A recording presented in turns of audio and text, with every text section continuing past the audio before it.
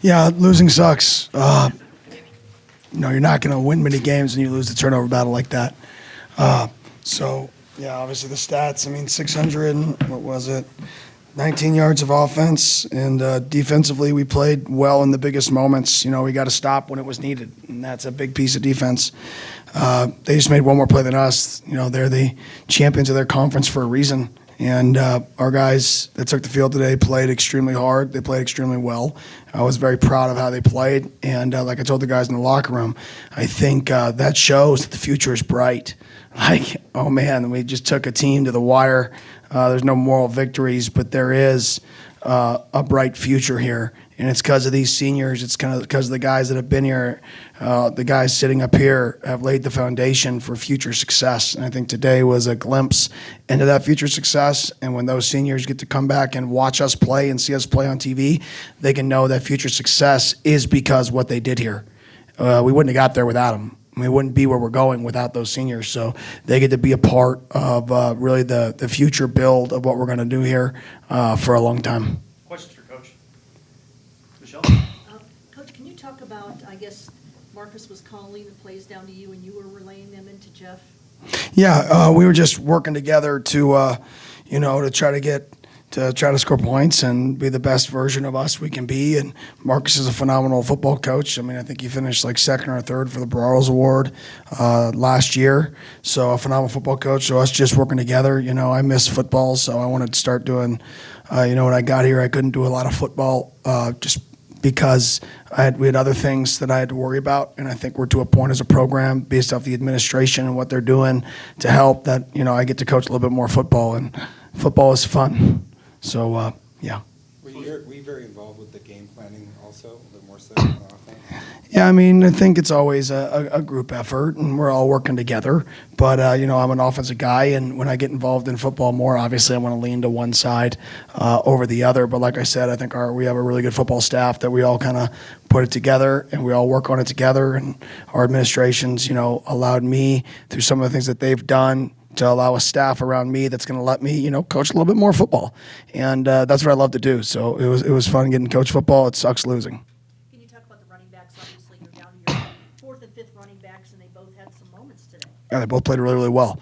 Really well. I mean, our tackles came in and played really well. Some of our freshman linemen came in and played really well.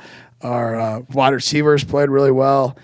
Defensively, like I said, we made enough plays there at the end to win the football game with short fields. We made enough plays, but they made one more play than us. So we had a lot of guys play a lot more snaps.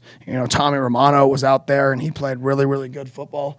That's a guy like Crook's over here smiling because that's a guy who shows up and brings passion every single day. So to get Tony Nakuba's out there, to get these guys on the field that haven't really played, and not just play a team, but play a team that just won a championship, and be in a position to win makes it hurt more, right? It's almost better to lose by 40. Think you have no chance, than to be there and be in it and really feel like you could have won the football game. But they made one more play than us. Give them a lot of credit. Two more questions. Yeah.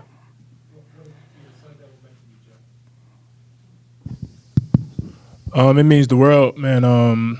Coming out of Nebraska, it was low times, dark place for me, and I just appreciate Dilly for taking a chance on me. I told him that I just wanted to work, I just wanted to play football, and even with me coming back this year, I just knew that anything that I could do to help my team, I was going to do it. Because we've built that brotherhood.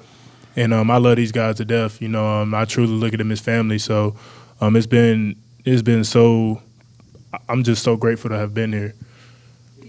Yeah. You had a really good game. Yeah, but when the time came for me to make a play, I didn't. And that's probably gonna be the only thing I'm thinking about. It's cool to have the touchdowns and all that, but we didn't win, and we was in a position to win, and we didn't get it done. For 175 yards accounted for 5 touchdowns, 71% completion percentage in the football game. That's pretty good. it's a pretty good way to end it. It would have been way better if we would have won the football game, as he said, but that dude's a special dude. Our team rallied behind him. You know, our team's faced a good amount of adversity this year, and we tried not to flinch. Obviously, things didn't go our way, and that's football, that's life, but this guy was a big part of why our team stayed together and why our team rallied to play so hard in this game and go on a 3-game winning streak there in the middle when people thought it was ending and the season was over in week 9, and for us to keep battling to get to this point, just one play short. What can you say about the no-quit mentality of this team all year long? Yeah, I mean, that's the team. I mean, that's going to hopefully continue forever. Hopefully our guys have started that here, and guys like CJ, and there's a whole, I mean, Montana and some of these guys that have been here in this program that, are going to stay in this program and continue to be, the pillars of the program. Hopefully they can continue to establish that we fight and that we compete and there's no quit and you keep fighting. And unfortunately, sometimes you lose. You don't want to lose ever. It's the worst feeling. But you got to be able to learn from it. And like I told our guys in the locker room, we've got a long time before our first game. And these seniors are going to watch that first game, and we got to be able to create, a response from that and continue to build this thing. Because I think today showed that they've laid a really, really good foundation, that regardless of who takes that field, the standard is high. And they did that today. One more question. A tough moment there for Jason Brown at the end. How can you just speak to his performance after that? I mean, it was his first time really starting in college football. I mean, he had averaged 10 yards a carry, 12 rushes, 120 yards, 2 catches, 14 yards. He fumbled. Yeah, he shouldn't fumble. It's a 4-minute drill. Everybody knows that. He knows that. He didn't try to fumble. Right? He didn't do it on purpose. We called a bunch of bad plays out there today, right? And I get paid to do it, right? So I'm worse than him. And that's what I told him after the game is like, you think one play defines your game, that's not true. You're going to learn from it and watch. You're not going to make that same mistake twice. And but that dude played unbelievable today, and I couldn't be more proud of him. Kenny, now that the season's over and you have the ability to kind of take the whole context of it, what about this 2025 season really gives you the confidence that the optimistic future and that foundation that you have moving forward? Yeah, I mean, we won a lot of games, faced a lot of adversity. We still won a lot of games in this league. And we came out here today and we could have won the football game. We were right there versus a team that, won their championship. And they had most of their guys playing, have one of the best quarterbacks in college football playing over there, and he's a really good player, and we stood toe-to-toe with him. And standing toe-to-toe with him isn't good enough, but it shows you that even it doesn't matter who takes the field for this football team, they're going to fight, they're going to scratch, they're going to claw. And I think as long as you have a mindset that you're going to play as hard as you can for 60 minutes, whoever takes that field, you're going to be in games, and then in those games, you just got to make one more play than them. And in that fourth quarter, they just made one more play than us. Gentlemen, thank you very much. Let's get a couple of questions for the two CJ, One for each. Could you just speak on what being a Sun Devil means to you guys and what this program has meant to you? It mean the most to me. Like I came here 2 years ago, and like that was the class. We came in. It was like 60 of us came in. So I mean, just to come in and just looking at it like after the fact, and now that we done, like it's really crazy to look at. I think nobody expected this. I think a few of us even didn't even expect it. But just to go back and look at it, man, and this mean the world to me. Like just for Coach Dilly and Coach Coop and just my teammates and everybody around me, just to take a chance on me and just allow me to be me and just grow over these last 2 years. And not just me, but just us as a collective group. I think everybody can see that, and it mean the most to me. And I do anything for these guys. Yeah, it means a lot coming here out of high school and being here. Just being around the guys, being around the coaches, it's just different here. It's a family for real.